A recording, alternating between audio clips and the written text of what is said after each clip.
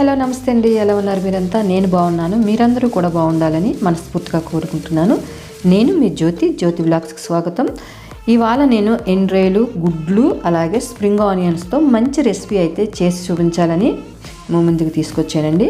అలాగే ఈ రెసిపీకి ఇంకా ఏమేమి ఇంగ్రీడియంట్స్ కావాలి, ప్రిపరేషన్ ఎలా చేసుకోవాలి అని చెప్తాను. వీడియోలోకి వెళ్ళిపోదాం రండి. మీకు ఎన్ని గుడ్లు అవసరం అయితే అన్ని గుడ్లు తీసుకోండి. నేనైతే 8 ఎగ్స్ తీసుకున్నాను. 8 ఎగ్స్ని బాయిల్ చేసేసి పైన పెచ్చి తీసేసి దానిపైన చిన్న చిన్న హోల్స్ కింద పెట్టుకోవాలండి. అలా పెట్టుకోకపోతే పేలే ప్రమాదం ఉంది కాబట్టి చిన్న చిన్న ఘాట్లు పెట్టుకుని ఆయిల్ హీట్ అయిన తర్వాత ఈ విధంగా అన్ని గుడ్లు వేసేసుకుని దోరగా అంటే మీడియం ఫ్లేమ్లో పెట్టుకుని కొద్దిగా పసుపు వేసుకుని ఈ విధంగా వేసుకుని తీసుకుని ప్రక్కన పెట్టుకుందాం. ఈ విధంగా ప్రక్కన పెట్టుకున్న తర్వాత ఇదే బాండీలో మనం మీడియం సైజ్ ఉల్లిపాయలు తీసుకుని సన్నగా కట్ చేసుకునండి. ఆయిల్ 2 స్పూన్లు ఆయిల్ వేసుకుని హీట్ అయిన తర్వాత ఉల్లిపాయలు వేసేసి వేగుతూ ఉంటాయి. వేపుకోవాలి సన్నటి అంటే మీడియం సైజ్ ఫ్లేమ్లో వేపుకుందాం. ఈలోగా మనం స్ప్రింగ్ ఆనియన్స్ని ఎలా చేసుకోవాలో చూద్దాం. ఇప్పుడు స్ప్రింగ్ ఆనియన్స్ని తీసుకుని వాటి క్రింద ఉన్న ఏర్లన్నీ కట్ చేసేసుకుని కొద్దిగా ఏమైనా బాగోలేని ఆకులు ఏమైనా ఉంటే తీసేసి శుభ్రంగా కడిగేసుకుని ఈ విధంగా కడిగేసుకోవాలండి. ఇప్పుడు వాటిని చిన్న చిన్న ముక్కల కింద కట్ చేసేసుకుని మనం మిక్సీలో వేసేసి కచ్చాబచ్చాగా అంటే ఎక్కువ ఫైన్ పేస్ట్ కింద కాకుండా ఒక్క రౌండ్ ఇలా తిప్పితే చాలండి. ఆ విధంగా వేసేసుకుంటే సరిపోతుంది. ఇదిగో ఈ విధంగా పేస్ట్ చేసుకుని ప్రక్కన పెట్టుకుందాం. ఈ విధంగా మాత్రమే చేయాలండి, ఎక్కువగా మెత్తగా మాత్రం చేయకూడదు.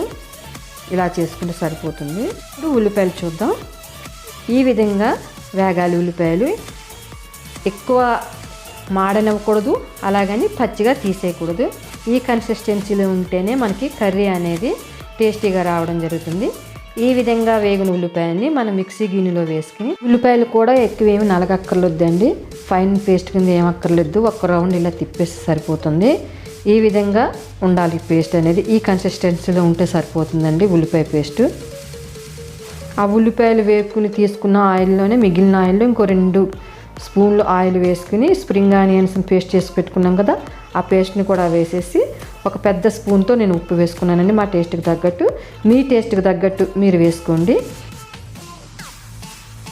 మనకి ఎండ్రాయిలు ఉన్నాయి కదా, ఆ ఎండ్రాయిల్ని కూడా శుభ్రంగా కడిగేసుకుని అన్నీ తీసి తలకాయలు తోక తీసేసుకుని శుభ్రం చేసేసుకుని ఇవి ముందే వేపుకోవాలండి. స్ప్రింగ్ ఆనియన్స్ కన్నా ముందే వేపుకోవాలి. నేను మర్చిపోయాను కాబట్టి నేను స్ప్రింగ్ ఆనియన్స్ సైడ్కి తీసి ఈ రైల్ని వేపుతున్నాను చూడండి. మీరైతే స్ప్రింగ్ ఆనియన్స్ కన్నా ముందు వేసుకుని ఒక 2 నిమిషాలు వేపేసిన తర్వాత అప్పుడు స్ప్రింగ్ ఆనియన్స్ పేస్ట్ వేసుకుంటే అప్పుడు సరిపోతుంది.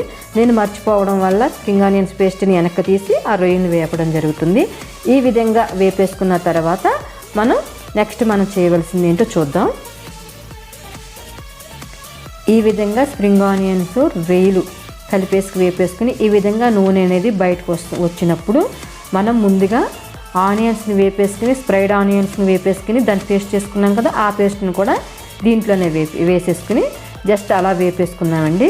ఎక్కువ మాత్రం వేగక్కర్లేదు, ఆల్రెడీ వేగింది ముందు కాబట్టి ఎక్కువ వేగక్కర్లేదు ఇది. ఇప్పుడు వేగుతూ ఉండగా మనకు కావలసిన కారం, మనం ఎంత తింటాం అంత కారం. నేనైతే 2 స్పూన్లు కారం వేసుకున్నానండి. మీకు తగ్గట్టు మీరు వేసుకోండి. ఇప్పుడు 2 స్పూన్లు వేసుకున్న కారం శుభ్రంగా మొత్తం కలిసేటట్టు ఒక్కసారి గరిటె పెట్టి తిప్పేసుకోండి. ఈ విధంగా మొత్తం అంతా కలిసిపోయింది. గరిటె పెట్టి కలిపేసిన తర్వాత ఒక 4 పచ్చిమిర్చి తీసుకుని మధ్యగా కట్ చేసేసుకుని వేసేసుకోండి.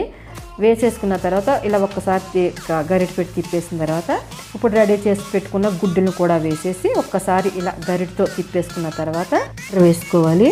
నేను 2 కప్పులు వాటర్ వేసుకున్నానండి. 2 కప్పులు సరిపోతుంది, కానీ కప్పున్నరే సరిపోతుంది. కానీ కొంచెం మెత్తగా అవ్వాలి, గ్రేవీగా రావాలి అని అంటే 2 కప్స్ వేసుకుంటే సరిపోతుంది. ఈ విధంగా వాటర్ వేసుకున్న దాన్ని శుభ్రంగా కలిపేసుకుని మనం మూత పెట్టేసుకుని ఒక్క 10 నిమిషాలు పెట్టేసుకుంటే కూర రెడీ. ఈ విధంగా సింపుల్గా పెద్దగా ఎక్కువసేపు ఏమి ఉడకక్కర్లేదండి, ఎందుకంటే ముందు అన్నీ వేగినాయే కాబట్టి ఒక 10-15 నిమిషాలు మీడియం ఫ్లేమ్లో పెట్టేసి ఈ విధంగా చేసుకుంటే కూర అనేది రెడీ అయిపోతుంది.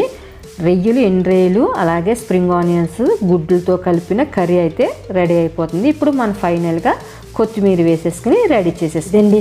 కొత్తిమీర కూడా వేసేసాను. ఈ విధంగా రెడీ చేసుకున్న ఈ కర్రీని మనం చపాతీలో కానీ నాన్ రోటీస్లో కానీ రైస్లో కానీ తింటే చాలా చాలా బాగుంటుందండి. ఒకవేళ మీరు ఇలా ట్రై చేసి మీ ఫ్రెండ్స్కి అలాగే కామెంట్ సెక్షన్లో షేర్ చేయండి. ఈ కర్రీ మీకు నచ్చాలని కోరుకుంటూ మళ్ళీ మంచి వీడియోతో మళ్ళీ మీ ముందుకు వస్తానండి. Keep watching my Jyothi vlogs YouTube channel. కొత్త వారు మాత్రమే సబ్స్క్రైబ్ చేసుకోవాలండి.